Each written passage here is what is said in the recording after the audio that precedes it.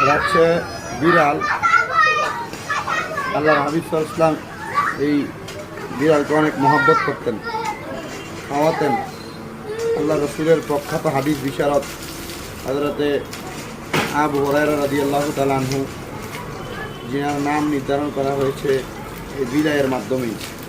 রাসূল সাল্লাল্লাহু আলাইহি সাল্লামের দরবারে যখন তিনি উপস্থিত হয়েছিলেন, তিনি আফকান চাদর মুবারকের ভিতর থেকে একটি বিড়াল বের হওয়ার সাথে সাথে আল্লাহ রাসূল সাল্লাল্লাহু আলাইহি সাল্লাম ওনাকে বলেছেন, ইয়া আবু হুরায়রা, হে বিড়ালের বাবা। এগুলো সেই বিড়ালই। আপনাদের যাদের আশেপাশে ঘরে বাড়িতে বিড়াল থাকবে, আপনারা মহব্বত করবেন। এই বিড়ালটাও খুব ভালো, এটা বলে খেলা করে, সুন্দর, নষ্ট করে না জামা কাপড়, সুন্দর আচরণ করে। আপনারা দোয়া করবেন এটার জন্য, যেন আমরা এটাকে সুন্দরভাবে